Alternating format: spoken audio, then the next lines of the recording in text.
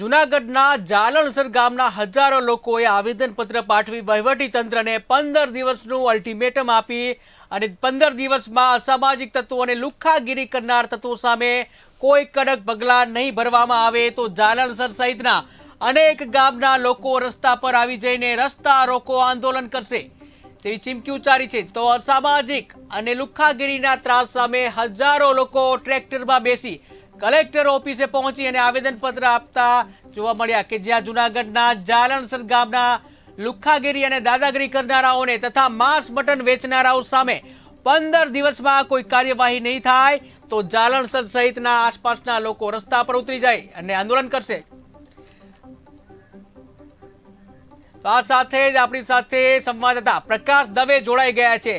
જે પ્રકાશ, વાત કરવામાં આવે કે જૂનાગઢના જાલણસર કે જ્યાં આવેદનપત્ર આપવામાં આવ્યું છે અને 15 દિવસમાં જો કામ નહીં કરવામાં આવે તો રસ્તા રોકોનું જે આંદોલન થશે તેવી ચીમકી ઉચ્ચારવામાં આવી છે, ત્યારે આખરે કેમ જાલણસરના જે રહીશો છે એમને રસ્તા રોકો આંદોલન કરવાની ફરજ પડી રહી છે?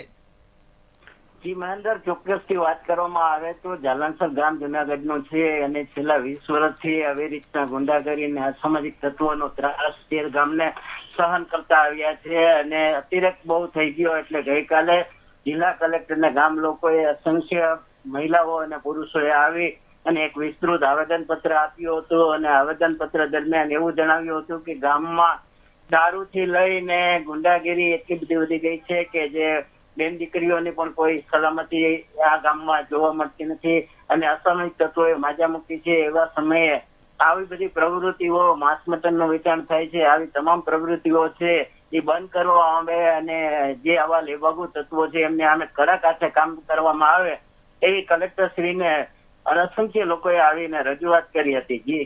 જી પ્રકાશ, વધુ વાત કરવામાં આવે કે રસ્તા રોકો આંદોલનની ફરજ પડી રહી છે અને લુખ્ખાગીરી જે કરનારા તત્વો છે એનો આતંક સામે આવી રહ્યો છે, ત્યારે આ અંગે પોલીસ પ્રશાસન શું કરી રહી છે, શું કહેશો?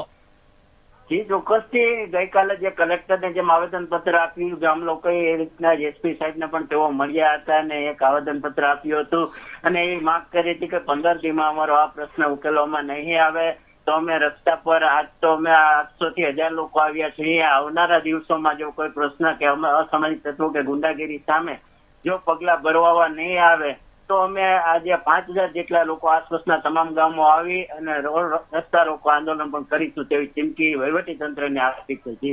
જે પ્રકાર સમગ્ર માહિતી બદલ આભાર।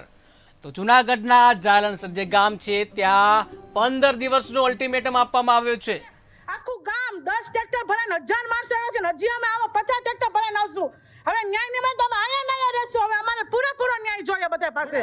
આ તો મુશ્કેલી અમારે 20 વર્ષ થયા છે, 20 વર્ષ થયા છે આ મુશ્કેલી, પણ કોઈ જાતે કોઈ અમને સપોર્ટ આપ્યો જ નથી। આપે અડ્ડા છે, દારૂના અડ્ડા છે, આવી જાય પકડી જાય પૈસા મળી જાય એટલે વાવા જેવું ભાઈ તારું ગામ બતાઈ ગયું।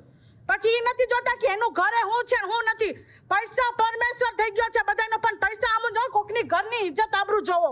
કેટલી વાર રજૂઆત કરી છે પણ કોઈ જવાબ નથી મળ્યો, કોઈ રિસ્પોન્સ નથી મળ્યો, ખાલી કાગળ ઉપર સહી થઈ ગઈ હાલો નીકળો। હવે આજે અમારું ગામ આખું અહીંયા આવ્યું છે, હજી ન્યાય નહીં મળે તો અહીંયા અમે બેસવા તૈયાર